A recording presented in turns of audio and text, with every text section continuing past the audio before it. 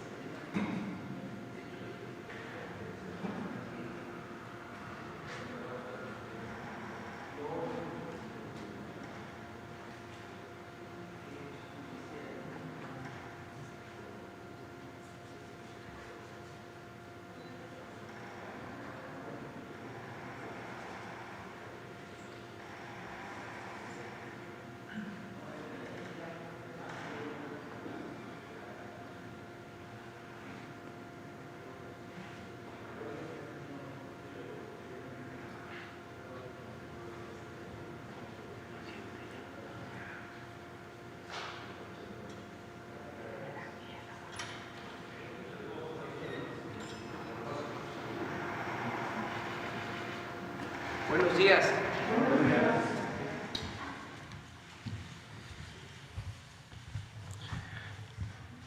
Bueno, vamos a iniciar este diálogo circular colectivo con un video que se hizo ayer con motivo de la inauguración de la base aérea del aeropuerto Felipe Ángeles. Es todo un acontecimiento, ¿no? Porque en muy poco tiempo se ha avanzado mucho. Es el aeropuerto en construcción más importante del mundo. Es el más grande, con la tecnología más avanzada, con estándares de calidad de primer orden. Entonces, es un buen avance a pesar de la pandemia. Se ha continuado trabajando, han demostrado los ingenieros militares ser unos profesionales, trabajar mucho, hacer las cosas con calidad y manejar el presupuesto de manera honesta, porque como se menciona en el video, nos estamos ahorrando 225,000 millones de pesos. Se está ahorrando el pueblo de México con esta obra. Si se compara con el otro proyecto de construir el aeropuerto en el lago de Texcoco. Entonces vamos a ver el video.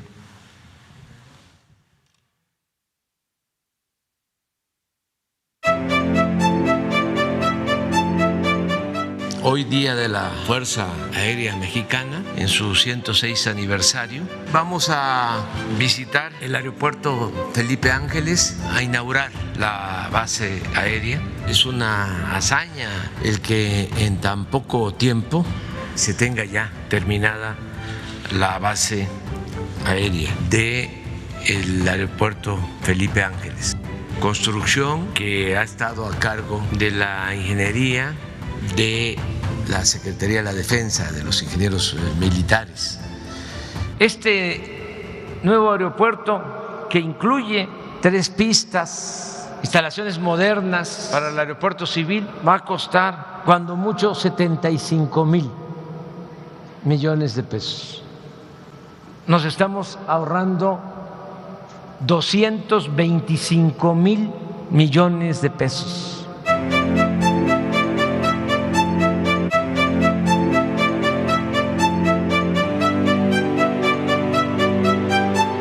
Hemos contado con el apoyo de la Fuerza Aérea Mexicana para la vigilancia del espacio aéreo, para el cuidado de las instalaciones estratégicas. Nos han ayudado para auxiliar a damnificados y de manera destacada nos han ayudado mucho durante estos tiempos de la pandemia. Mi reconocimiento a pilotos, mecánicos, técnicos, paracaidistas, a todos los integrantes de la Fuerza Aérea Mexicana.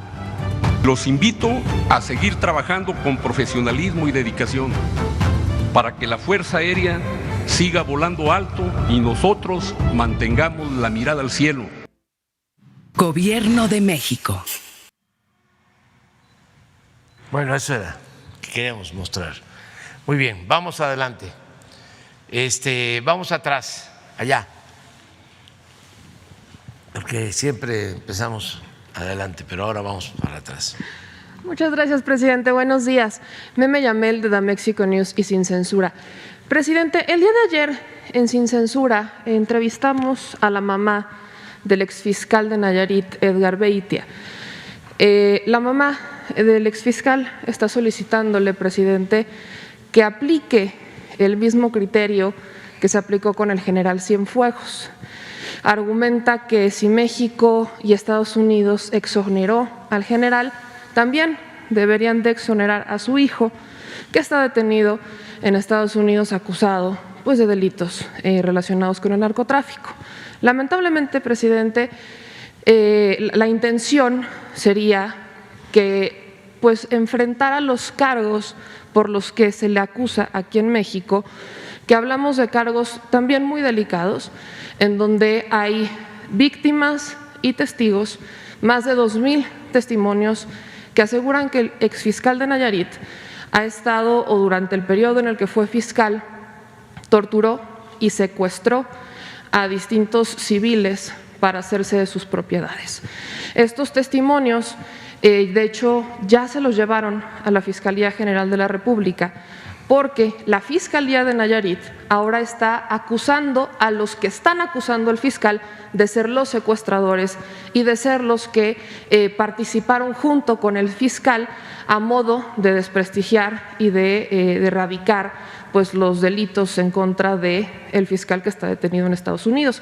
De hecho, hay un documento, hay una carta que se manda desde el Alto Comisionado de las Naciones Unidas para los Derechos Humanos, en donde le piden, esta carta es del 28 de enero, le están pidiendo al Estado que informe cuáles son las medidas cautelares que se están aplicando a estos testigos. Son 10 testigos, de los cuales 2 que tienen medidas ya los intentaron matar en 2 ocasiones. Este documento, por el que tuvimos acceso gracias a la periodista Laura Sánchez Ley, revela que han sido perseguidos, amenazados, algunos ya fueron detenidos, ya están en prisión por la Fiscalía de Nayarit, la actual Fiscalía de Nayarit, acusándolos de delitos fabricados. Entonces, presidente, aquí preguntarle 2 cosas. La primera, pues si México, si usted está en los planes o se lo ha pensado, sobre aplicar este mismo criterio preocupa mucho y de hecho es el segundo caso que buscan colgarse de lo que ocurrió con Cienfuegos. El otro caso es el del Chelelo, que estaba siendo extraditado, busca ser extraditado por Estados Unidos, donde justamente buscan que se aplique el criterio que se aplicó con Cienfuegos, diciendo que la DEA les fabrica los delitos. Y la segunda pregunta, presidente, es: ¿existe alguna forma en la que se pueda atraer la investigación que tiene la Fiscalía de Nayarit en contra del exfiscal para que no se corrompa? Están fabricándoles delitos, hay un taxista que es testigo al que ya detuvieron, hay un empresario al que le quemaron sus palapas, que fue extorsionado, le quitaron, secuestraron a sus familiares y le quitaron sus negocios para hacerse de propiedades. Hay videos, hay audios del exfiscal realizando esto. Entonces, ¿de qué forma podría el Estado ayudar? Porque ya está prácticamente corrompido en Nayarit. Sí, bueno, en estos casos hay que revisar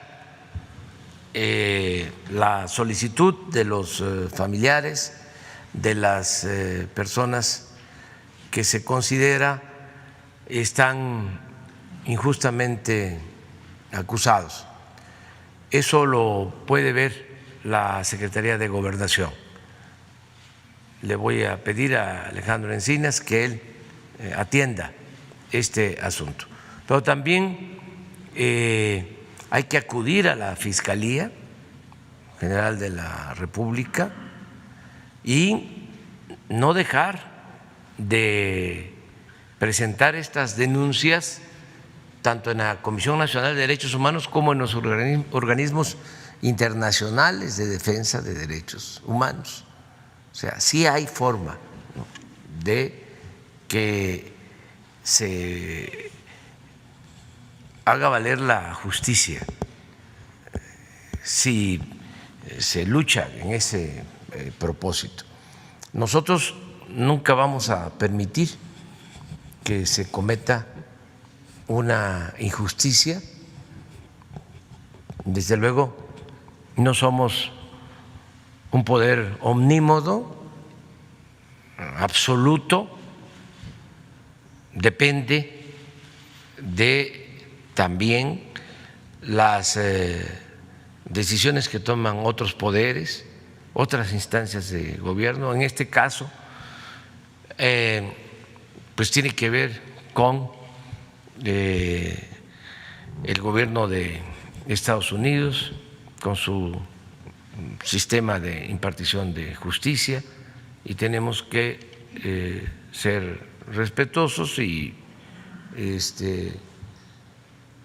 no inmiscuirnos y garantizar que ellos decidan libremente, que se respete la soberanía de Estados Unidos y nuestra soberanía.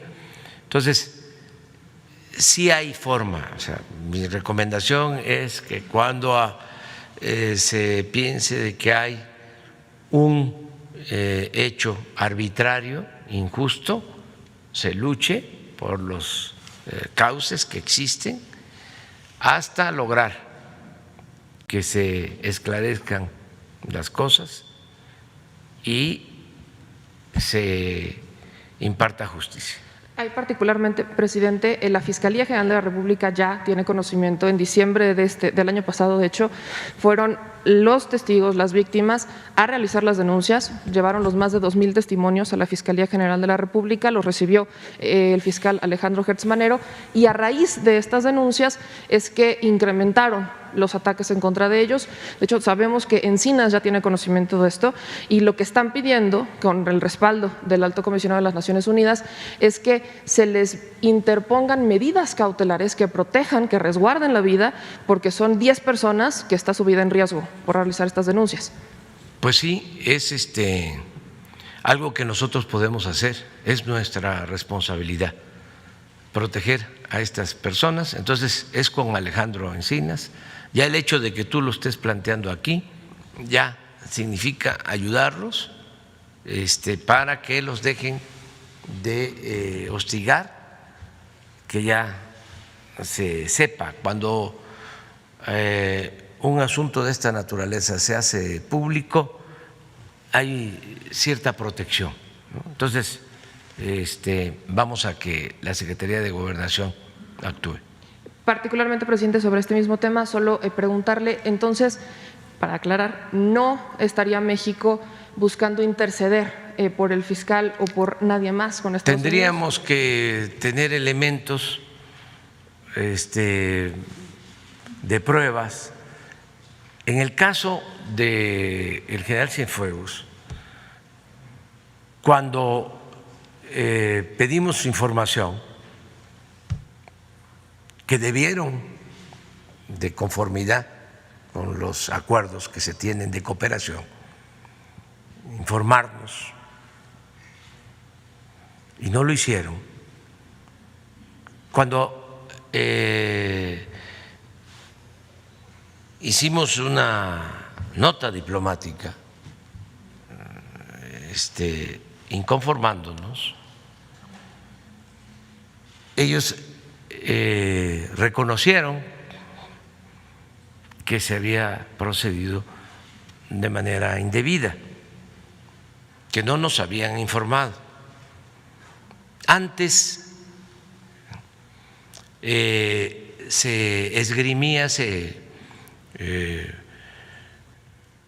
argumentaba de que el gobierno de México protegía a los delincuentes y que por eso no se informaba. Se daba como un hecho de que los infalibles, los justicieros, eran los de afuera. Nosotros no aceptamos eso, porque nosotros llegamos al gobierno para acabar con la corrupción y con la impunidad y para hacer realidad la justicia.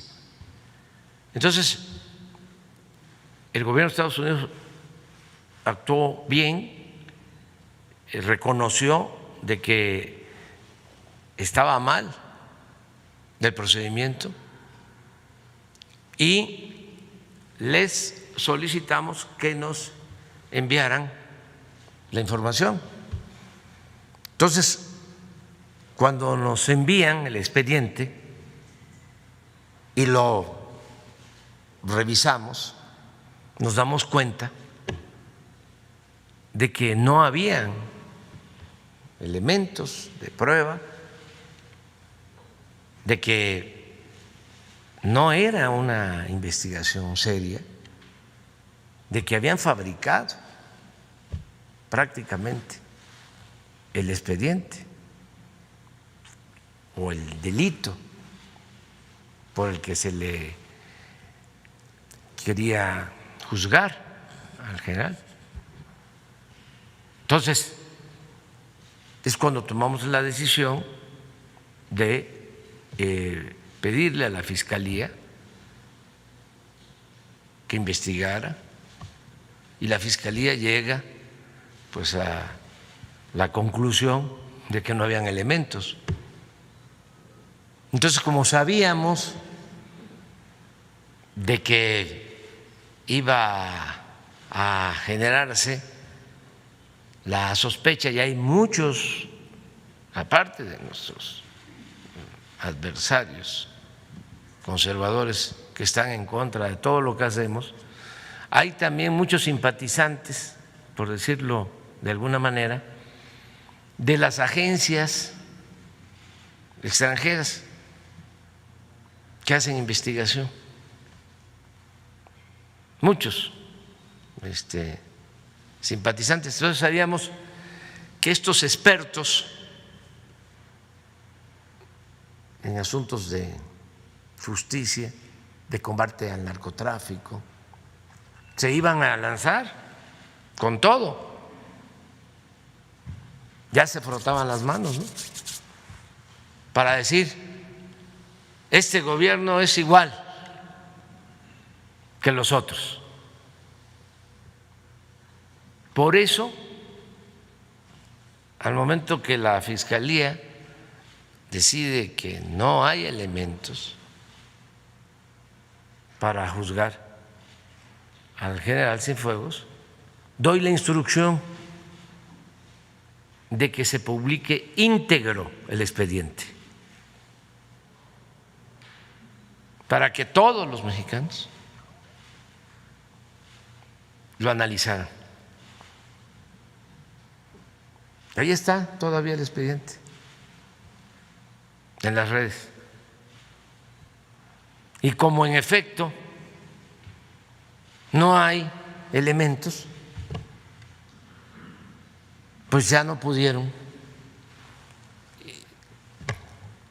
hacernos ningún cuestionamiento. Un agente de la DEA, un exagente que tiene un apellido de un gran periodista mexicano, que a lo mejor es hasta familiar de él, un periodista de la época de la Reforma, de la época de la República Restaurada, cuando tuvimos el mejor periodismo que haya habido en México en toda la historia, grandes periodistas. Su apellido de este exagente de la DEA que opina mucho. Mike Vigil. No, Vigil. Vigil. Es que hay un periodista Vigil de la época de la Reforma y de la República Restaurada, brillante. Yo creo que es familiar de él. Exagente, sin conocer el expediente, declaró a un programa de radio en el sentido de que estábamos nosotros protegiendo al general Cienfuegos. Yo creo que después que vio el expediente ya tiene, pienso, otra opinión. Opina exactamente igual. De hecho, dice que la DEA tiene hasta más elementos. Bueno, pues ya, ni modo, porque Ahí, presidente, ya que se puede hacer. Así ya no se puede, pues. Pero de todas maneras, uno tiene siempre que argumentar. El debate tiene que ser con argumentos. Presidente, aprovechando justo que toca el tema, resulta preocupante porque, como le menciono, son dos casos que buscarían colgarse de la situación de Cienfuegos. Quisiera solo quizás precisar, se argumenta que México es el que solicita que Estados Unidos le retire los cargos. ¿Es algo que solicita México o es algo que ¿En qué caso? En el de Cienfuegos. En el de Cienfuegos, que México le pidió a Estados Unidos que le retirara los cargos a Cienfuegos. ¿Fue algo que pidió México o fue algo que Estados Unidos decidió cuando México le dice, a ver, pues dame los elementos? Fue una decisión de ellos, porque había que reponer el procedimiento. Entonces, México no había elementos y ellos, creo yo que en un acto consecuente, deciden dejar sin efecto. Eso creo que era importante precisarlo porque muchos estaban diciendo que México es el que le pidió a Estados Unidos que retirara los cargos y de ahí se han estado colgando los abogados del Chelelo para evitar su extradición y ahora el exfiscal Beitia, ¿no? Como diciendo, si México le pidió a Estados Unidos que retirara estos cargos, también nosotros sí hicimos puede pedirlo. Una protesta mediante una nota diplomática. Entonces, cuando ellos deciden que van a reponer el procedimiento, pues estamos totalmente de acuerdo. Sí fue pues un arreglo entre las fiscalías de Estados Unidos y de México, a partir de que no habían elementos. Ahora, presidente, ya en un segundo tema, preguntarle cómo avanza el caso de la investigación sobre los migrantes que fueron asesinados en Tamaulipas. Se lo pregunto, es un caso que hemos seguido de cerca, tenemos contacto directo con los familiares en Guatemala. Ellos no tienen confianza ni en las autoridades de México ni en las autoridades guatemaltecas. Ellos conocen lo que ocurrió prácticamente desde el día siguiente de que haya ocurrido, cosa que se viene confirmando con las investigaciones de la Fiscalía. Preocupa el que hayan sido policías de esta fuerza especial que hace el gobernador en el estado de Tamaulipas, preocupa que estén involucrados agentes de migración. Entonces, presidente, ahí preguntarle cómo avanza esto, qué ha fallado particularmente en Tamaulipas. Es una zona en donde recientemente ocurrió algo similar, otra camioneta aparece con cuerpos calcinados adentro en la misma zona. ¿Qué se planea hacer? ¿Qué planea hacer diferente su administración en este periodo que no haya hecho antes? Pues dos cosas. Primero, la protección de los derechos humanos. Cuando decidimos fortalecer la frontera sur para controlar el fenómeno migratorio, estamos pensando, y lo seguimos contemplando, en proteger a los migrantes, porque no es lo mismo que estén los migrantes en albergues del sur que se internen al norte del país.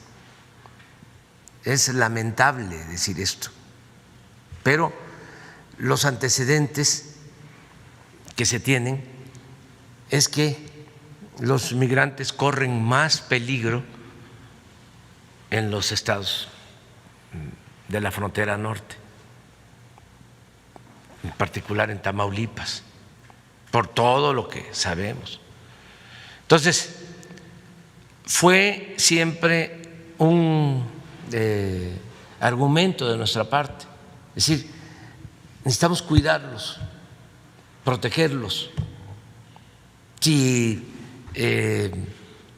se introducen, se dispersan, no tenemos vigilancia, protección y caen en manos de la delincuencia organizada, corren peligro. Eso siempre lo planteé aquí, aún con el cuestionamiento de organizaciones, ¿no?, de defensa de migrantes. Entonces, fue un elemento. Lo otro que hace la diferencia, o sea, primero que nosotros cuidamos a los migrantes, no se auspicia la violación de los derechos humanos. Y lo segundo es que si se dan casos como este, tan graves, lamentables, pues se busca hacer justicia, que no haya impunidad, como se actuó en el caso de estos migrantes guatemaltecos que fueron asesinados en Tamaulipas. Ya hay detenidos, en efecto, policías del estado de Tamaulipas, hay cesados y también están sujetos a procesos funcionarios de migración, servidores públicos de migración, y no va a haber impunidad para nadie. Y tenemos una relación constante con los familiares de las víctimas. Hemos estado hablando con ellos en Guatemala y con las autoridades de Guatemala. Y ellos, en efecto, como tú lo mencionas, saben muy bien lo que sucedió y está en proceso la investigación y vamos aquí a aclarar todo cuando tengamos los elementos, porque está en proceso la investigación, no ha concluido incluso la identificación de todos los cuerpos. Sí. Pero sí estamos trabajando en eso. Presidente, ahí, si no hubiera sido, seamos realistas, si no hubiera sido por la intercesión del gobierno federal, el gobierno del Estado muy probablemente se hubiera quedado callado. Lo sabemos porque el gobernador reaccionó una vez que el gobierno federal empezó a participar. Preocupa porque hablamos de un gobernador que está también investigado por varias cosas, desde sobornos por la reforma energética hasta investigaciones por vínculos con el narcotráfico. Preocupa porque es una zona en la que siempre están ocurriendo estos delitos, es exactamente el mismo paso. Entonces, por eso le pregunto si se buscaría una forma de que la Guardia Nacional esté fija en esa zona, cuántos elementos están, y preguntarle o pedirle, ver si la forma que el Instituto Nacional de Migración, Derechos Humanos y la Secretaría de Gobernación nos informen sobre cómo avanzan los proyectos para erradicar o para reducir la migración, desde lo que usted propuso, atendiendo las causas, cómo han avanzado estos proyectos, cómo han avanzado la protección a los derechos humanos de los migrantes, que es un tema, por supuesto, que afecta también a México. Sí, mire, la frontera, Tamaulipas, es la zona más violenta, de mayores enfrentamientos entre bandas de delincuentes y también enfrentamientos entre delincuentes y policías y militares. Esa franja fronteriza. Estamos ahí constantemente, el ejército está ahí vigilando. Se ha avanzado, pero es muy conflictiva esa frontera, donde sucedieron estos hechos. No fue muy cercano a la frontera, fue más limítrofe con el estado de Nuevo León, pero toda esa región está muy violentada. Incluso se habla de que es como un territorio en disputa permanente entre dos bandas, dos grupos. Y ahí, en toda esa región, incluso además de armamento de alto calibre, utilizan las bandas uniformes militares y hay mucha agresividad. Yo aprovecho para mandar el mensaje a los integrantes de estas bandas, sobre todo a jóvenes que desistan, que abandonen esa actividad ilícita que perjudica a semejantes, al prójimo, pero también les afecta a ellos, a sus familiares. Tiene que haber un cambio de actitud, recordar que ahora hay opciones, hay alternativas para salir adelante, que los jóvenes tienen posibilidad para estudiar, que tienen posibilidad de tener un trabajo en el programa Jóvenes Construyendo el Futuro, que no es como antes, que se le daba la espalda a los jóvenes, que lo único que hicieron fue llamarles ninis, que ni estudian ni trabajan, tratarlos de manera despectiva. No, ahora hay miles de jóvenes que están recibiendo apoyos.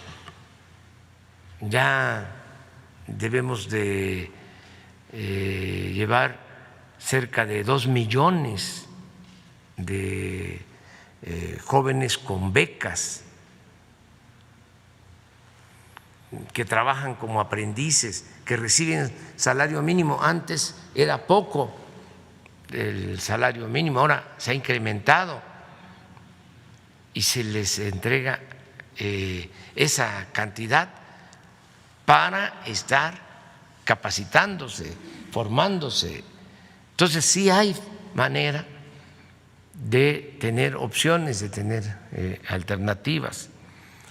Entonces vamos nosotros a continuar ahí protegiendo en esa zona y también hacer un llamado a los migrantes, a nuestros hermanos migrantes centroamericanos, porque los traficantes de personas,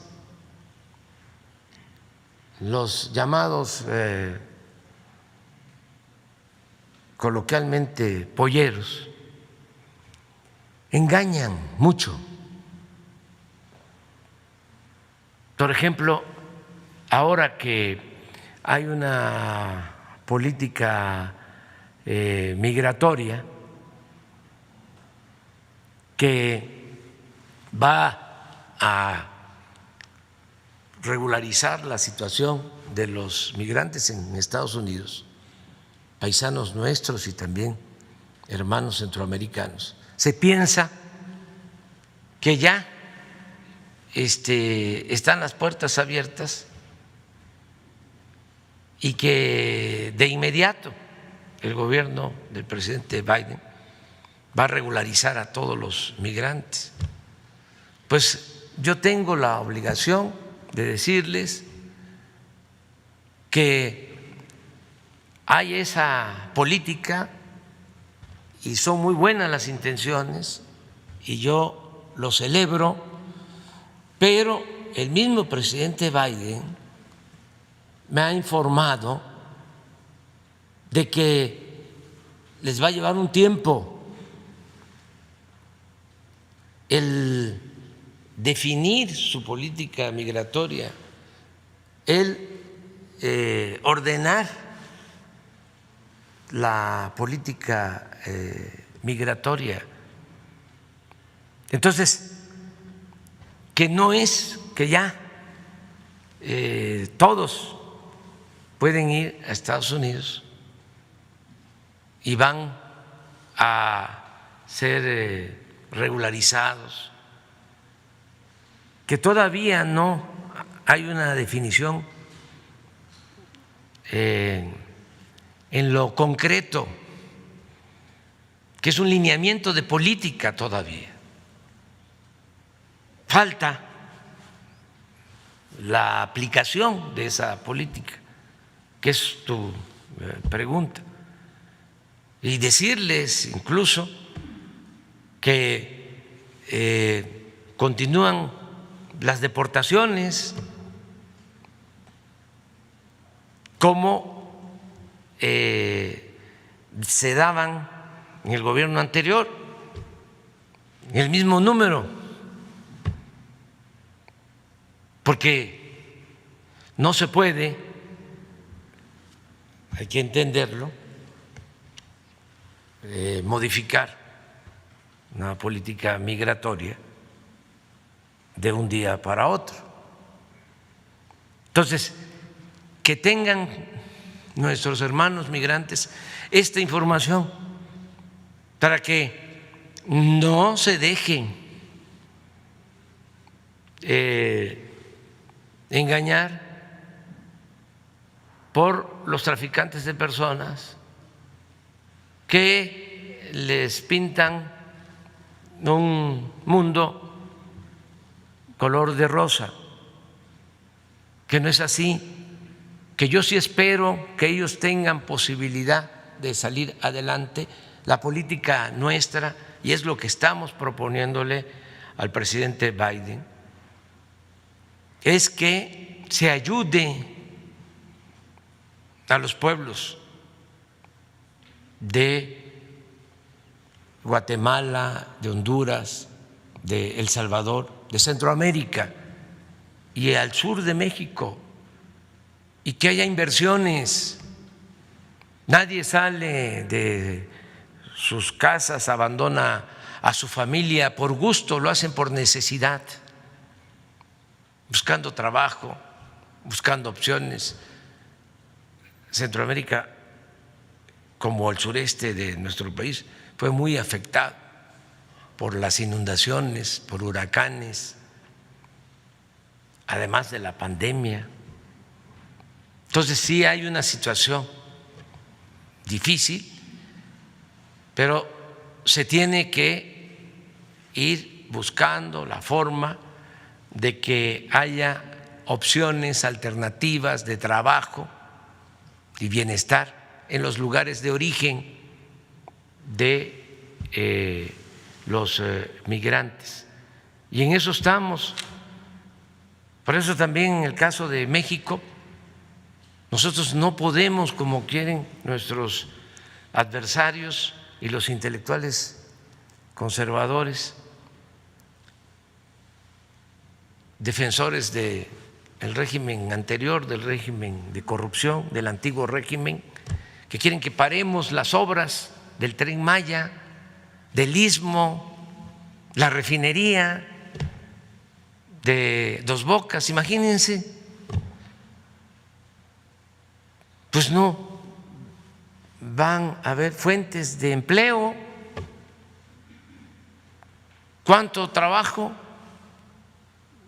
se genera en la construcción del Tren Maya? ¿Qué no saben estos intelectuales, que son hasta historiadores, lo que han significado las obras de infraestructura que se han hecho en el país, los empleos que se generaron cuando en las distintas épocas históricas se construyeron los ferrocarriles nacionales? ¿Qué no saben lo que significa el construir una refinería, el construir una obra de infraestructura? Les doy un dato.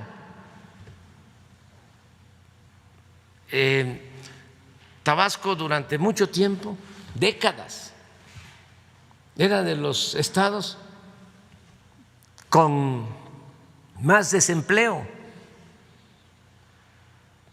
Fueron de los estados que se beneficiaron con el auge de Quintana Roo, con el auge del turismo. Muchos paisanos nuestros, por necesidad, igual que veracruzanos, que chiapanecos, se fueron a buscarse la vida durante el periodo neoliberal a Cancún, a la Riviera Maya, porque era el único sitio donde había trabajo, donde por décadas hubo crecimiento económico, mientras en estados como Veracruz, como Chiapas, como Oaxaca, como Tabasco,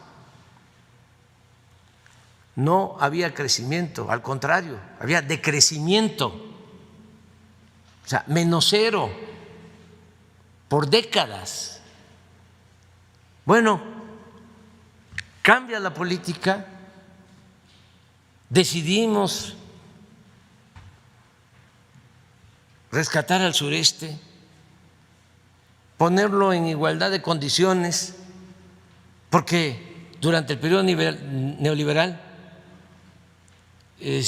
creció, y eso en términos cuantitativos, el norte, el centro, pero el sur-sureste se quedó en el abandono.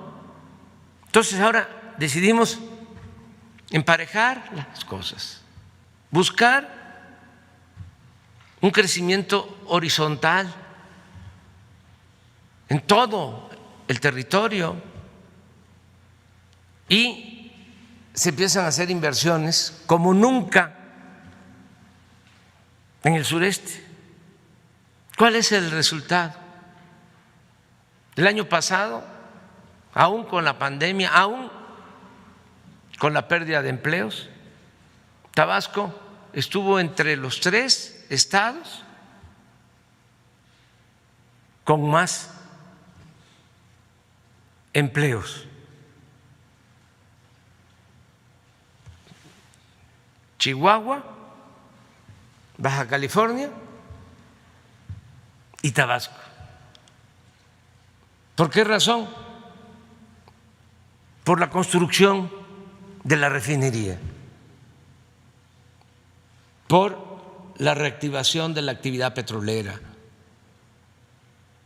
Entonces, ¿qué tenemos que hacer para enfrentar el fenómeno migratorio?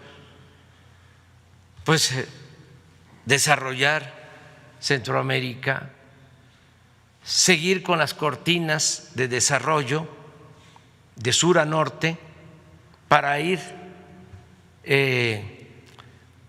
reteniendo con trabajo, con bienestar a la gente y que no se vean obligados a emigrar.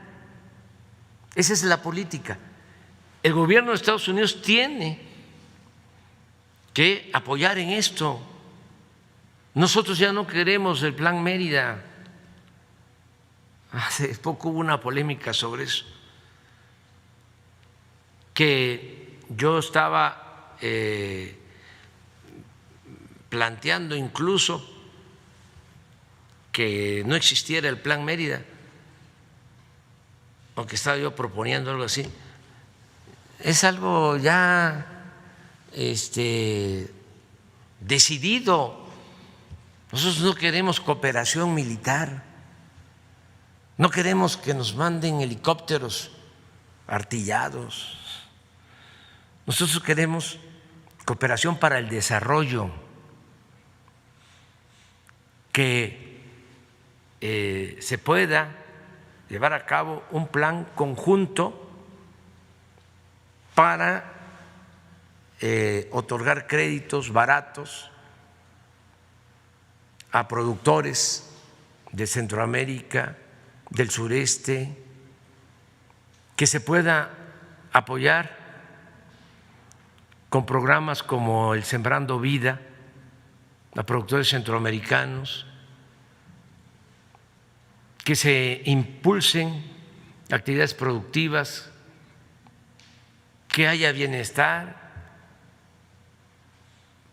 Por ejemplo, es lamentable que estén afectados los países centroamericanos como nosotros y como muchos otros países en el mundo y ellos no tengan acceso a la vacuna.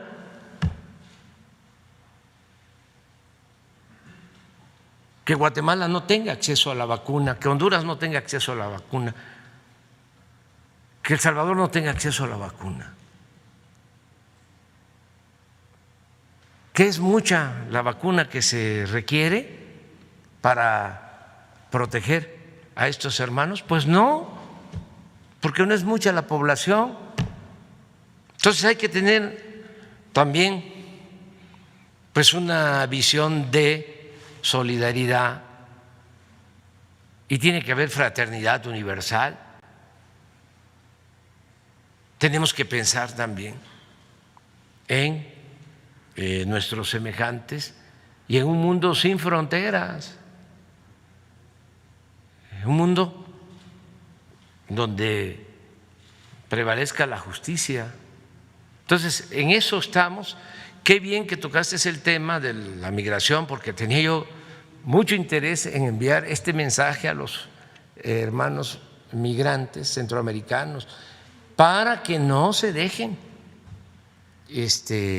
engañar, porque estos traficantes de personas cobran por conducirlos y a veces actúan de manera muy irresponsable, los dejan solos. Entonces, tenemos que seguir atendiendo este fenómeno con protección a los derechos humanos. A ver, el compañero, sí.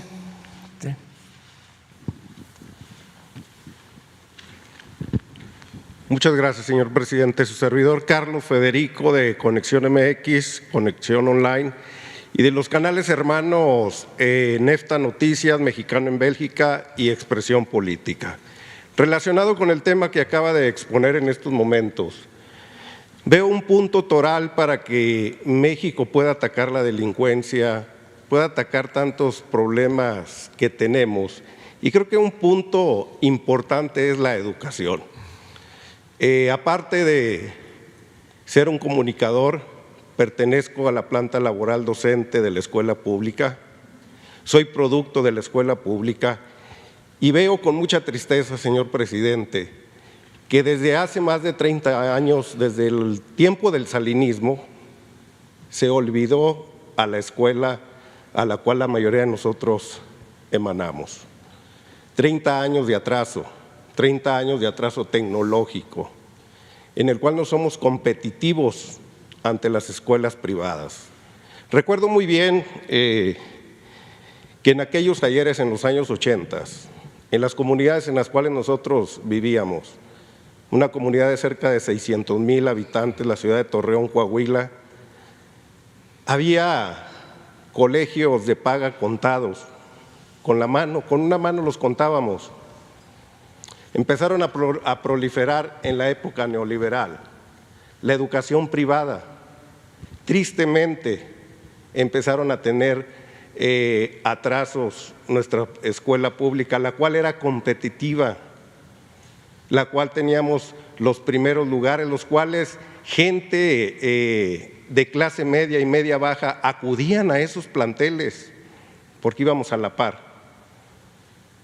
Con el tiempo y en los últimos 30 años, la gente empezó a emigrar a los colegios. Hoy, hasta en colonias de bajos recursos, colonias de Infonavit, proliferan estos colegios, donde también nos regalaron esa falsa idea de que pertenecer a un colegio era de estatus social, era ser más, era ser diferente.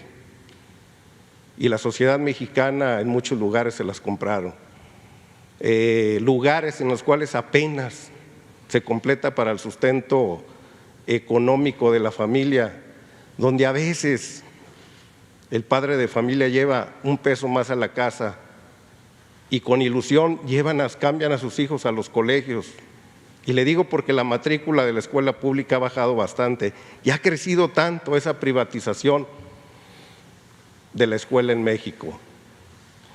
Señor presidente, bajo esa historia necesitamos que el gobierno de la Cuarta Transformación empiece a emparejar a nuestras escuelas, a esas escuelas que fueron olvidadas durante mucho tiempo, esas escuelas que se volvieron invisibles, esas escuelas en el atraso. Tristemente, nuestros alumnos de nivel secundaria, muchos emigran ya a las cuestiones laborales y van sumamente desprotegidos en las cuestiones prácticas, en las cuestiones de lo que hoy se pide como las nuevas tecnologías, donde carecemos de ellas. Y no hay que olvidar, porque es demasiado lo que está sucediendo en las escuelas públicas, presidente.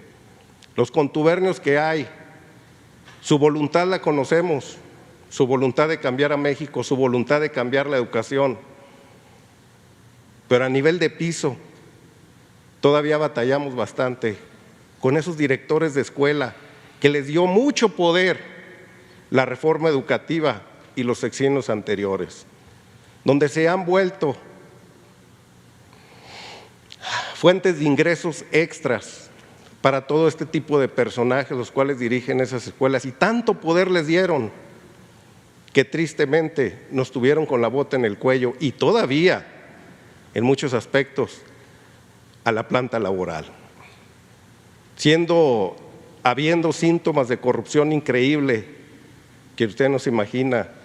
Ejemplo, una técnica que cobra más de 1,500 pesos de inscripción para la cuota de padres de familia, porque tampoco nunca se cumplió el artículo 3 de la gratuidad en las escuelas. Se tenía que acudir a la cooperación de las familias. Situaciones en las cuales no se esclarecen ese tipo de gastos, donde vemos que esos recursos son llevados hacia otros lados. Es triste ver que todavía hasta el día de hoy se haya creado una figura en este sexenio, pero que le hayan gente directivos a cómo estar en contubernios con padres de familia, con profesores, para poder seguir ejerciendo esa cooperación de cada uno de las personas que acuden a esos lugares y desviarlas a sus bolsillos. Lo vemos tristemente que así es. Y otra cosa son las normales superiores que usted nos prometió que iban a tener auge. Hasta el día de hoy vemos que la planta estudiantil en esos lugares es muy poca, muy baja. En el sistema neoliberal, recuerdo muy bien en precampaña y en campaña que José Antonio Mit Curibreña lo decía con mucho felicidad, expresaba que ellos habían abierto el abanico del ingreso de docentes, que no solo había que pasar por normales, sino cualquier licenciado, ingeniero, podía ser maestro. Y recuerdo muy bien una entrevista en la cual él se jactaba diciendo: ahora tú que eres ingeniero, ahora tú que eres licenciado, puedes ser maestro de nivel primaria. Espero y entendamos estas palabras, que no cualquier egresado de cualquier universidad puede atender niños y adolescentes. Hay que tener una preparación, hay que estudiar en normales, hay que llevar técnicas de enseñanza y empatía con la relación del crecimiento de los alumnos. Las escuelas normales se están cayendo, señor presidente. La planta de inscripción es muy baja en estos momentos. Candados que se crean en los gobiernos de los estados y candados que crearon los gobiernos federales porque veían escuelas ideológicas contrarias a lo que ellos ejercían en sus momentos. Todo este tipo de circunstancias, por eso algún día sucedió lo que pasó allá en Ayotzinapa. Ese fue el anuncio de lo que buscaban estos señores. Pero este es el anuncio también, señor presidente, que necesitamos ese cambio ahora en este sexenio.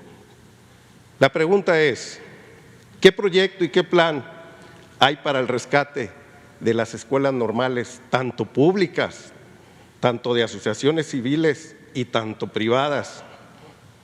¿Y cuándo llegará esa revolución educativa a los planteles públicos de México? ¿Y cuándo llegará esa remuneración necesaria que en los países de primer mundo hemos visto que el profesor tiende a ser tratado de una manera muy honrosa? Pues mire, es muy buena tu pregunta, es de fondo y me permite decir que nosotros vamos a continuar con el proceso de transformación y que, como todos sabemos, es fundamental la educación para el desarrollo, para el bienestar. ¿Qué estamos haciendo? No es qué vamos a hacer. ¿Qué estamos haciendo aún con la pandemia? Llevamos un año padeciendo de la pandemia. Primero, se le está dando un trato digno a los maestros, que no tiene que ver nada más con lo salarial o con lo material. Ya no se insulta al maestro, como se hizo durante el periodo neoliberal. Ya no se denigra a nuestras maestras, a nuestros maestros, porque en el plan de privatizar la educación, en el modelo anterior, se tenía que descalificar la educación pública, y esto incluía descalificar a los maestros, culparlos del atraso educativo del país. Habían campañas con ese propósito. Si estaba mal la educación era porque los maestros no trabajaban, porque había mucho ausentismo, porque eran unos revoltosos. De ahí surgió, en efecto, la campaña en contra de las normales públicas, de las normales rurales, en contra de Ayotzinapa, el cierre del MESHE, todo eso. Bueno, esa política ya no prevalece, ya no es así.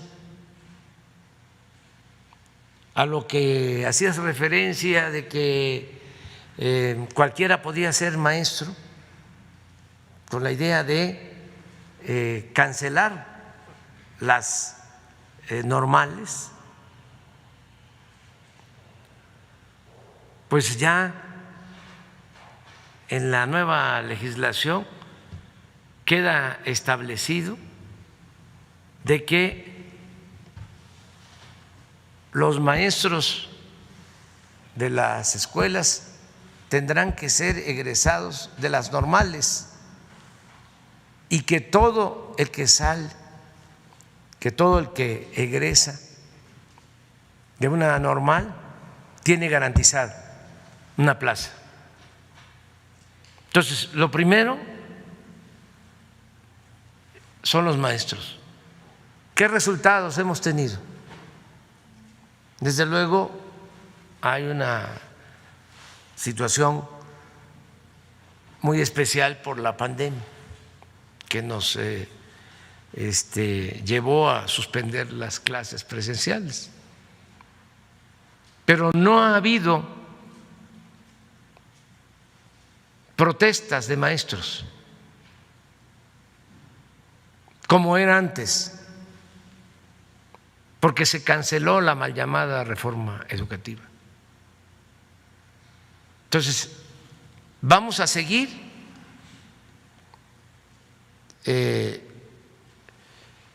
apoyando a los maestros.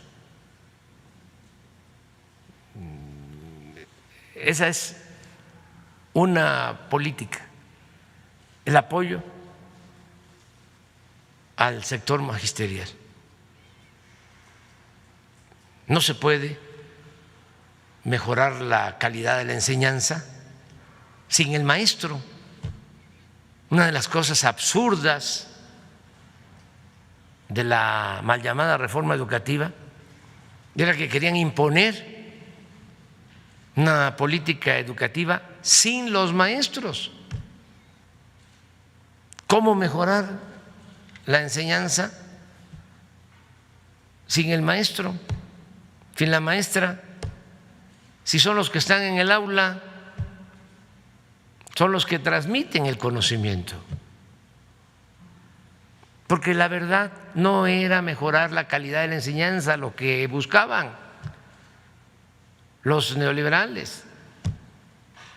Su propósito era poner la educación al mercado, privatizarla, convertir la educación en una mercancía que solo pudiesen adquirirla quienes tuvieran para pagar colegiatura, para pagar una escuela privada. Y en efecto, crecieron mucho las escuelas privadas, creció la matrícula de las escuelas privadas y se estancó y se redujo la educación pública. Yo nunca he estado en contra de la educación privada. El que tiene para pagar una escuela privada lo puede hacer, está en su derecho. Pero el gobierno está obligado a garantizar la educación pública gratuita, de calidad, en todos los niveles escolares. Y eso es lo que prevalece ahora. O sea, educación pública, gratuita, de calidad. 1. Sí. Y vamos a seguir con eso. 2. La escuela se tenía en el abandono las instalaciones educativas y inventaban que los pizarrones electrónicos, que los sistemas de cómputo para las escuelas, todo para robar, fraudes.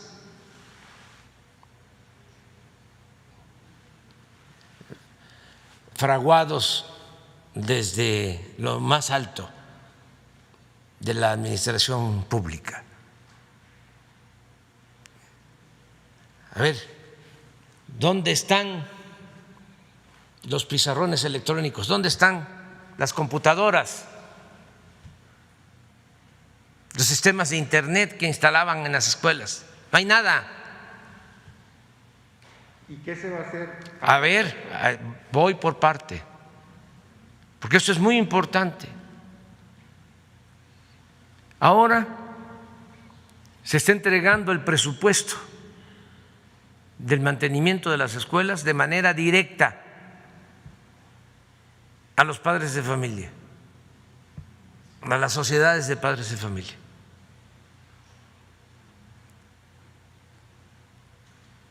Voy a pedirle a Jesús a ver si podemos con Carlos Torres, que te mande los programas prioritarios para que puedan ustedes ahora mismo, y además me sirve para informarlo, de que ya hay 50,000 escuelas que están recibiendo de manera directa su presupuesto para el mantenimiento. Y que me consta, porque por eso estoy constantemente recorriendo todas las comunidades. Acabo de estar hace relativamente poco, hace como un mes y medio, en San Ignacio, Sinaloa. Iba yo a supervisar un camino a Tayoltita, de San Ignacio a Tayoltita, Durango, y me pararon unas señoras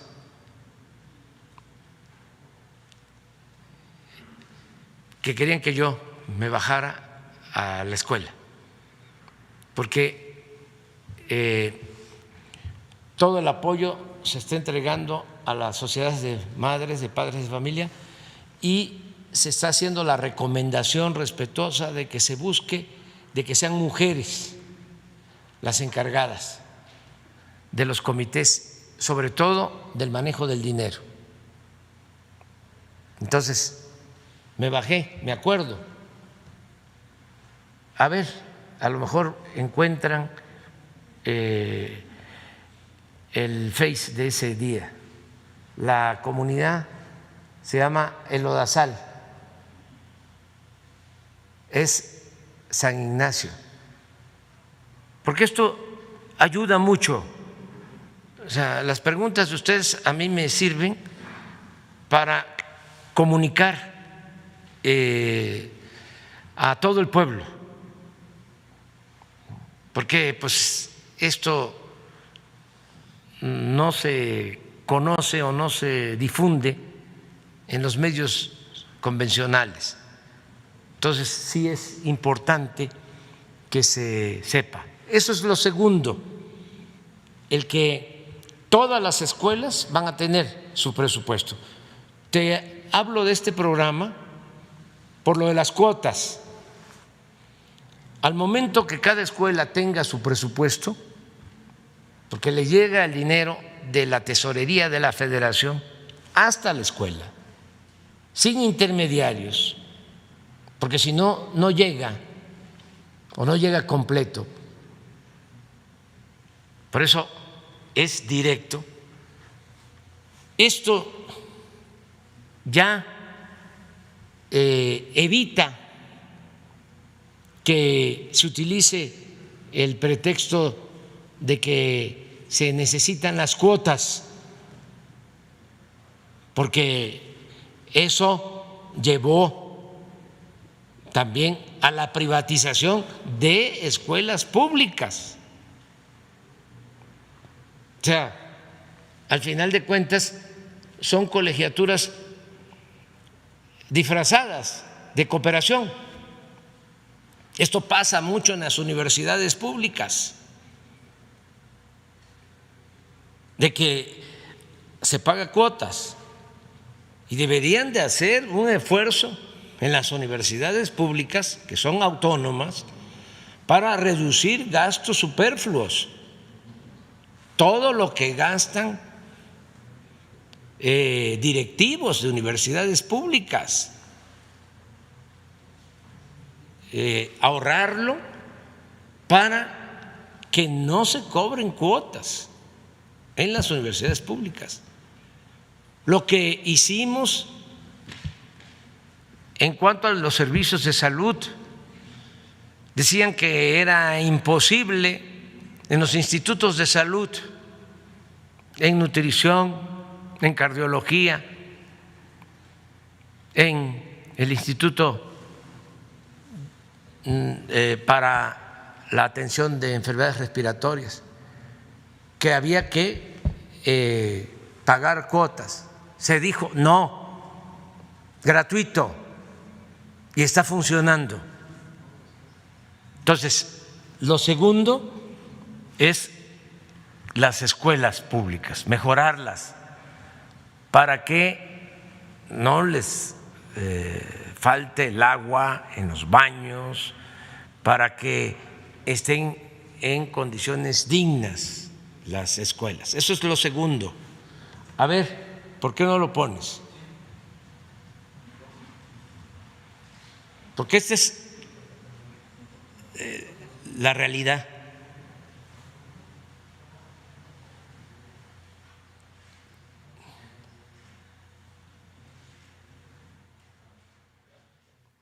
Estamos camino a San Ignacio porque estamos supervisando obras y se está construyendo el camino de San Ignacio a Tayoltita. San Ignacio es Sinaloa, Tayoltita es Durango. Estamos en los límites de Sinaloa y Durango, comunicando estas comunidades. Pero al pasar aquí, en esta comunidad de Lodazal de San Ignacio, estas señoras, mujeres extraordinarias nos detuvieron. Vengo con Beatriz y me siento muy orgulloso porque, entre otros programas de bienestar, adultos mayores, las becas, los apoyos a niñas, a niños con discapacidad, el apoyo a los campesinos, el apoyo a pescadores, bueno, todo lo que estamos haciendo. Hay un programa que se llama La Escuela es Nuestra, que consiste en entregar de manera directa los fondos a las sociedades de madres, de padres de familia, para que ellos se hagan cargo del mantenimiento de las escuelas. Ya no mandar el dinero del mantenimiento de las escuelas a través de las instituciones del gobierno federal, del gobierno estatal, del gobierno municipal, porque no llega o llega con moche, con piquete de ojo. Entonces se decidió entregar directo el apoyo al mantenimiento para las escuelas y ya son más de 50,000 escuelas en todo el país que están recibiendo desde la tesorería de la Federación de manera directa sus apoyos. Depende al número de alumnos que tienen. Si es de 0 a 50 alumnos, son 150,000 pesos. Si tienen de 50 a 150 alumnos, son 200,000 pesos. Si son más de 150 alumnos, son 500,000 pesos. Esto lo van a tener cada año, es el presupuesto. Bueno, ya expliqué.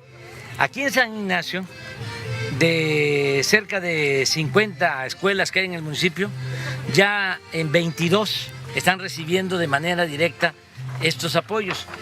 Y al pasar aquí, nos estaban esperando porque son parte de la sociedad de madres de familia.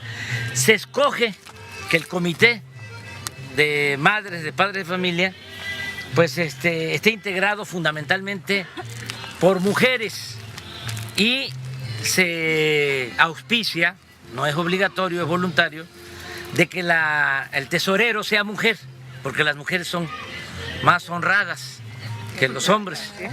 Entonces, ya hablé, bueno, repito, pero estas señoras son las de la sociedad, del comité de madres y de padres de familia de esta escuela que es Rosa Nevares, aquí en el Odazal. A ver, ¿por qué están ustedes aquí esperándonos o qué cosa era lo que querían decirnos? Pues antes que nada nos sentimos muy orgullosas de que se haya parado y darle las gracias porque cuando nos dijeron que nos iba a llegar este apoyo, dijimos, no nos la creíamos y ya que nos llegó el dinero y yo me siento muy orgullosa de haber colaborado con este programa. Corazón, ¿tú eres presidenta o eres tesorera? Presidenta. ¿Y quién es la tesorera? Tú eres la tesorera. Pero a ver, ¿qué hicieron con lo que les llegó? Bueno, y cambiamos la cerca porque era una cerca de palitos. Entonces cambiamos la cerca, rehabilitamos aquel salón porque los niños solamente tenían un abanico. Pusimos aire, les cambiamos los abanicos, la pintura es nueva, tanto por dentro como por fuera. Las ventanas se cambiaron porque las ventanas pues ya estaban todas quebradas. Los baños se rehabilitaron también porque ningún baño servía. Y se puso un lavamanos porque no tenían dónde lavarse las manos. Entonces, pues sí hubo un gran cambio porque pasaban así mucha gente y la escuela estaba muy deteriorada. Y pues sí, la verdad estamos muy contentas de que nos haya dado ese apoyo y que nos siga apoyando. Pues yo les dejo un abrazo, les dejamos un abrazo y nuestra felicitación por lo que están haciendo. Sí.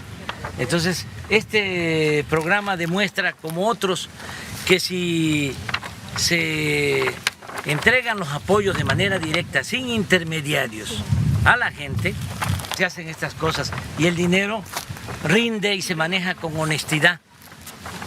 Si es a través de las dependencias, pues... o si llega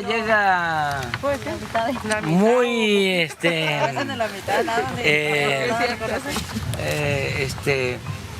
muy disminuido, o sea, y aquí es completo y la misma comunidad. Yo creo que los padres de familia también ayudan, ¿no? Sí, ellos trabajaron de familia aquí. Dieron trabajo voluntario. Ajá, sí. ¿Y cuántos? Y nosotros como madres de familia también, nosotros nos encargamos de pintar todo. Sí. Con las madres, todas las madres de familia vinimos y pintamos. Va a continuar este programa. Sí. Así va a ser en todo el país, todas las escuelas. Sí. Les decía yo de que hay ya más de 50,000, pero nos faltan, porque son como 120,000. Pero todas van a tener su presupuesto para el mantenimiento. Les dejamos un abrazo cariñosísimo. Muchas gracias a ustedes. Gracias a usted también. Bueno, tercero, eso es lo segundo. Tercero, los contenidos educativos. Tenemos la oportunidad de mejorar los contenidos de los libros que se utilizan en las escuelas. 6 años, ya sé, me quedan menos de 4, pero agrego 2 más porque si los cambian, no lo van a hacer de inmediato. Si hay un retroceso, toco madera, de que no sea así, pero en el caso de que cambie la política, son 6 años con contenidos educativos nuevos, donde se fortalezcan valores culturales, morales, donde se afiance el humanismo, donde se pueda decir nada humano me es ajeno, donde se afiance el civismo, la ética, la fraternidad, el amor al prójimo, donde quede de manifiesto que solo siendo buenos podemos ser felices. Eso como tronco común, el humanismo. Y de ahí la técnica, la ciencia, las matemáticas, la física, la biología, pero con un tronco humanista. Nos importan los contenidos de los libros para la prevención en materia de salud, nutrición. Nos importa mucho el que haya orientación en contra de las adicciones, la no violencia,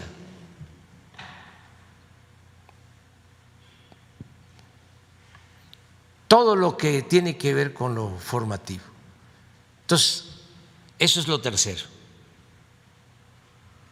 Ya hay un equipo trabajando con ese propósito de mejorar los contenidos de los libros de texto. Y 4, mantener, y esto no es política, no es teoría, es práctica, es realidad, el apoyo de las becas. Nunca se había apoyado con becas a tantos estudiantes en el país como ahora.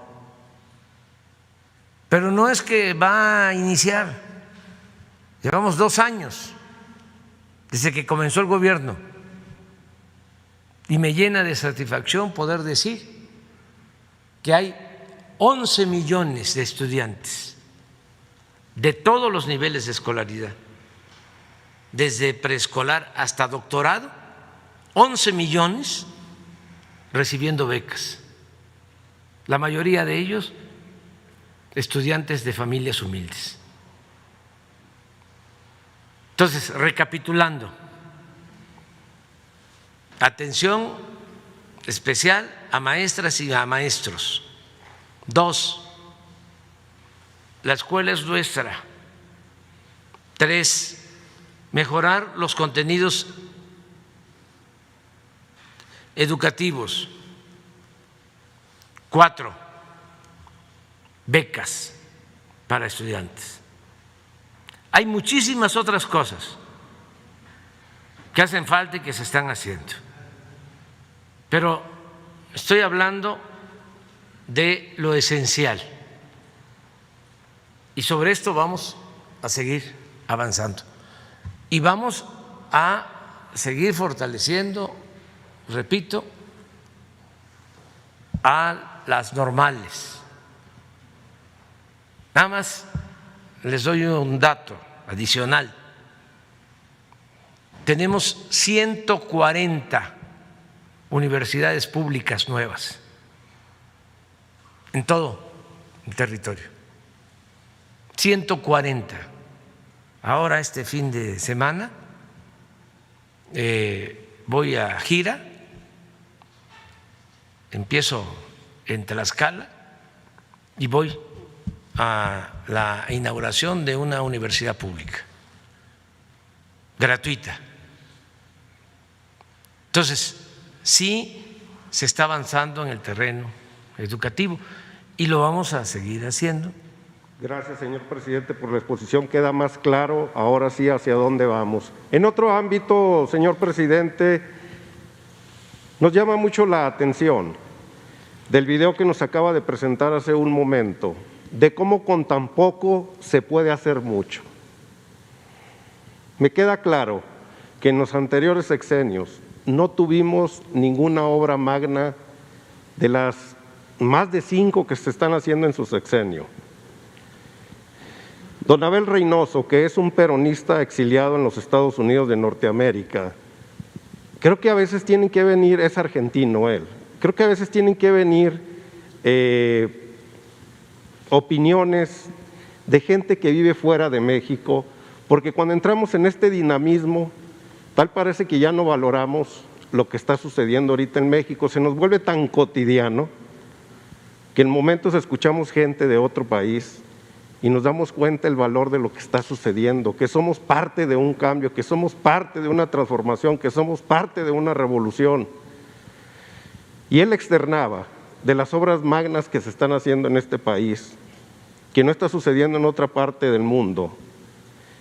Y quería relacionarlo con una autopista que todavía no se termina, que fue una obra magna que no se terminó en el calderonismo, sino se terminó entre comillas en el peñismo, la carretera Durango-Mazatlán, que tristemente, constantemente pasamos por ese lugar.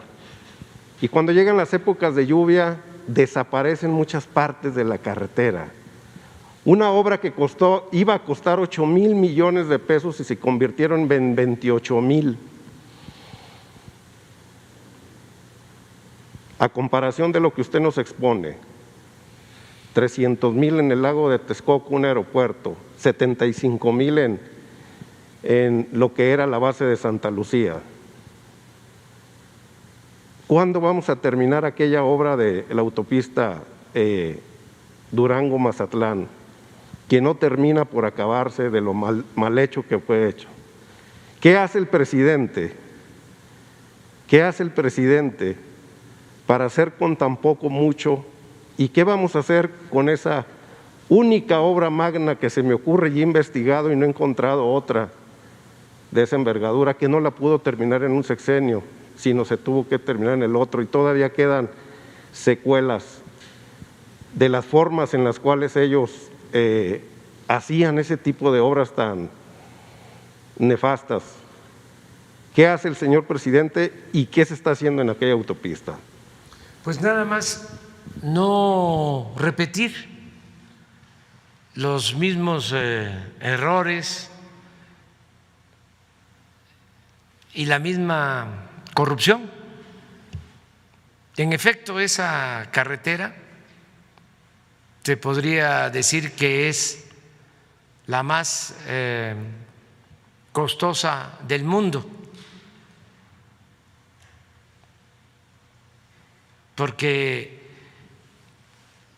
la empezó, yo creo que la inauguraron hasta 2 o 3 veces. La empezó, creo que el presidente Fox, la siguió el presidente Calderón, la terminó, como tú lo mencionas, el presidente Peña.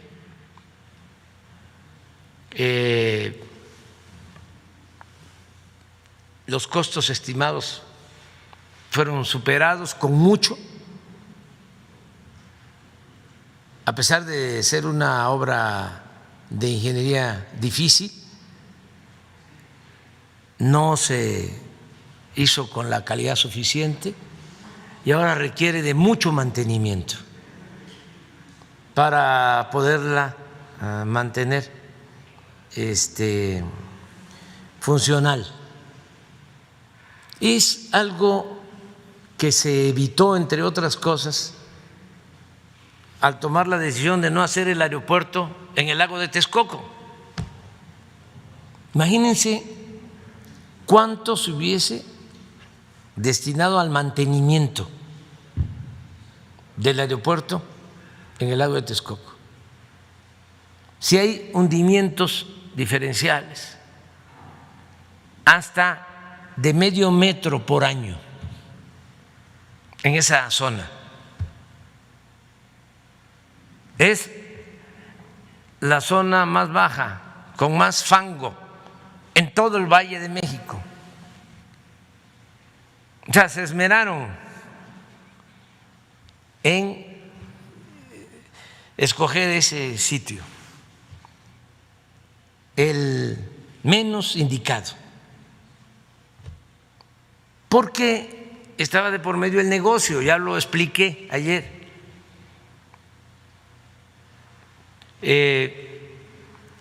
Si hacían ese aeropuerto a como saliera, se iban a quedar con los terrenos del actual aeropuerto, 600 hectáreas, y ya tenían proyectado hacer una especie de Santa Fe.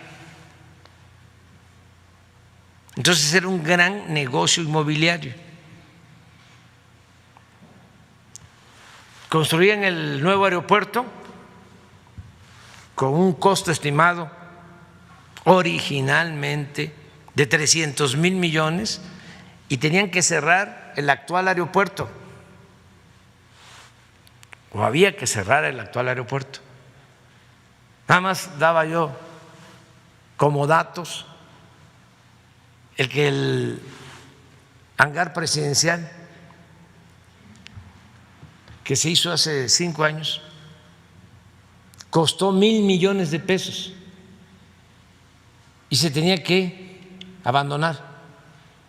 Y la terminal 2 del aeropuerto de la ciudad se hizo hace 15 años y costó 12,000 millones de pesos. Iba a desaparecer porque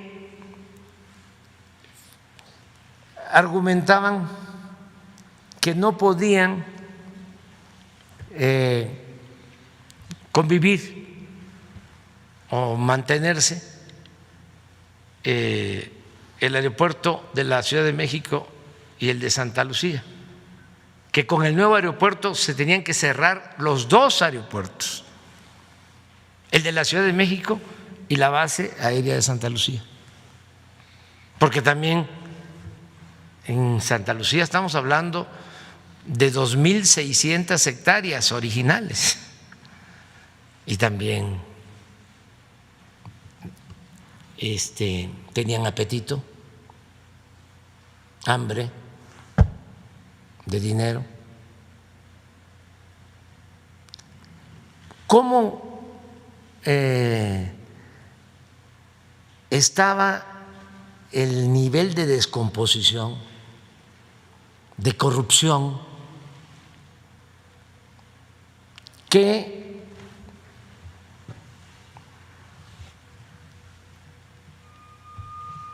corrompieron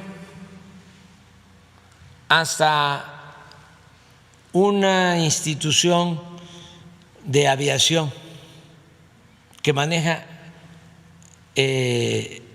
todo lo relacionado con los espacios aéreos? Creo que se llama Mitre.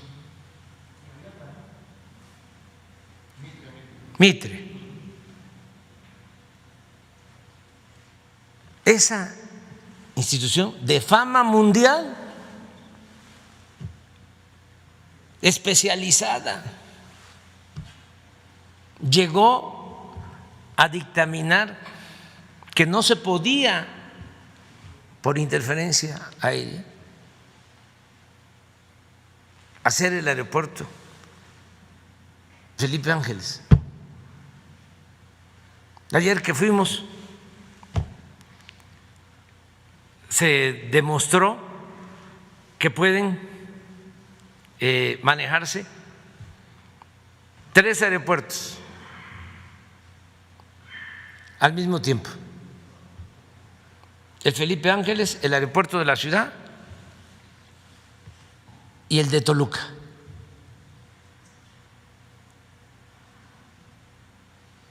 Pero la corrupción se extendió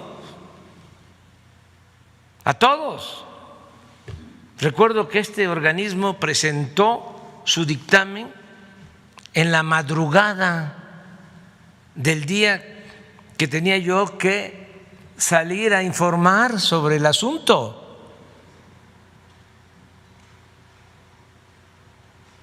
Hoy lo recordé, se nombró una comisión y esa comisión me presenta un dictamen diciendo que había que continuar con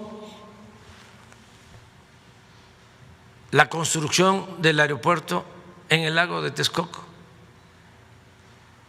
No dormí. Y en la mañana siguiente hablé con el secretario de Comunicaciones. Venga, le dije, a la oficina, quiero hablar con usted. Todavía no tomaba posición de la presidencia, pero me tocaba a mí decidir. Digo, no puedo tomar esta decisión. No vamos a cometer este error y voy a consultar al pueblo, que me ayuden los mexicanos. Por eso le tengo mucha confianza al pueblo. El pueblo es sabio, el pueblo es mucha pieza. Tengo muchas experiencias sobre eso. Cuando me iban a desaforar, ¿quién me sacó adelante? ¿Quién me sacó a flote? El pueblo. Le creo al pueblo. Yo soy un beneficiado de las decisiones del pueblo. Entonces, el pueblo es el que nos salva en circunstancias difíciles. Entonces tomamos esa decisión. Bueno, ayer ya quedó demostrado que sí se podía, quedó demostrado hacer el aeropuerto. Pues regresando a la carretera, pues es lo mismo, ¿sí? Hay que estar dando mantenimiento. Lo tenemos que seguir haciendo, que tiene que seguir dando mantenimiento. ¿Por qué costó tanto? Por la corrupción. Para que todos tengamos claro, si una obra costaba 100 millones, la podían cobrar hasta en 1,000 millones, 10 veces más.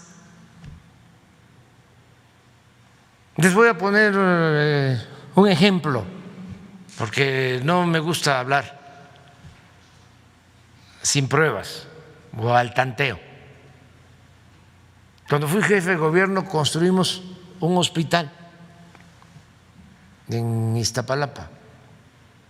Y ahí está el hospital. Se llama Belisario Domínguez.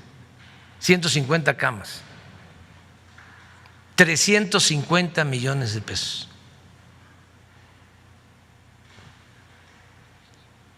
Poco después se hace un hospital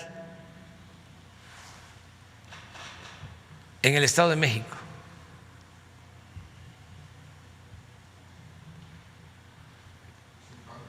Zumpango, donde está el lago, Zumpango, mediante los llamados APP.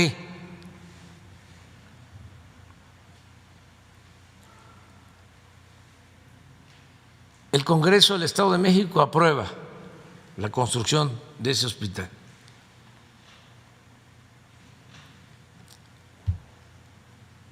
Va a costar, porque todavía no se termina de pagar, 125 camas, el de Iztapalapa 150, el de Iztapalapa 350 millones. Este va a costar 6,000 millones de pesos.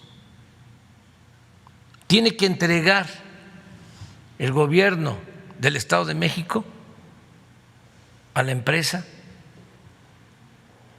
que hizo el hospital 220 millones de pesos al año durante 20 años.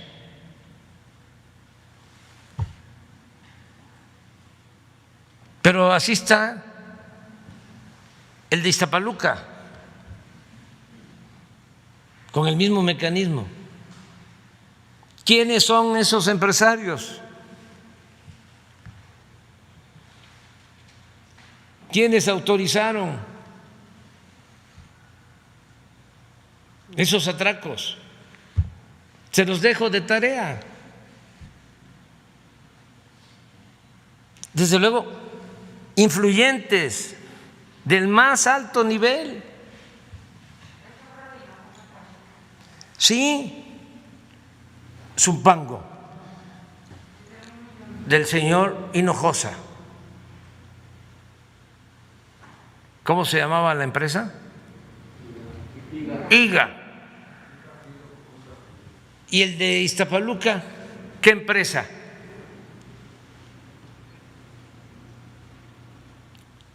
La de el señor Gerard, cuñado de Carlos Salinas de Gortari. ¿Quién era el que autorizaba este tipo de inversiones o gastos?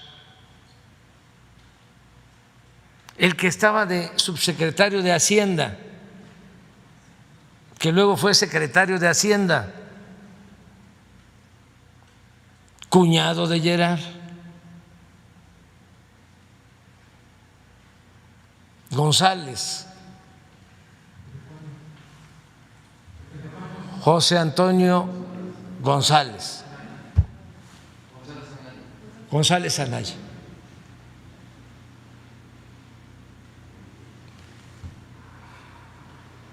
Entonces, contestando tu pregunta, para los incrédulos, si acabamos con la corrupción, logramos el renacimiento de México. Nada ha dañado más a México que la deshonestidad de los gobernantes. Ese es el principal problema. No hay otro. Y fíjense cómo se encubría. No se trataba el tema ni en la academia. El tema de la corrupción estaba vedado. No hay materias que traten sobre este asunto en las universidades. Los investigadores no consideraron de que esto era importante. Ya ni hablemos de los políticos. En el discurso no existía el tema de la corrupción. En los medios de comunicación Menos. ¿Cuándo se trataba de la peste, no de la pandemia, de la peor peste, de lo más funesto, de lo que estaba destruyendo al país, acabando con México? Entonces, yo tengo por eso mucha fe en el porvenir, porque si no hay corrupción, podemos hacer estas obras como la del aeropuerto Felipe Ángeles, podemos hacer como nunca muchos kilómetros para vías férreas, trenes. Aspiro a dejar cuando menos 2,000 kilómetros de vías férreas, de trenes modernos, 2,000 kilómetros. Aspiro a eso, a modernizar los puertos, a mejorar los caminos. Llevamos 2 años dándole mantenimiento a las carreteras públicas llamadas libres, porque se dedicaron nada más a dar concesiones para autopistas de paga y abandonaron todas las carreteras libres. Llevamos 2 años, llevamos invertidos 22,000 millones de pesos en mantenimiento de las carreteras libres para que no se nos llenen de baches. Eso no se ve, pero todo esto es posible si no hay corrupción. El presupuesto rinde, alcanza. Por eso debemos de continuar adelante.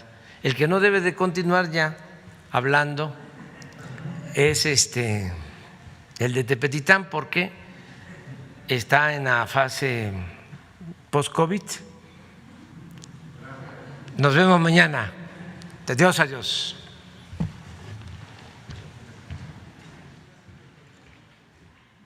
El pueblo se cansa de tanta pinche tranza, para que quede claro.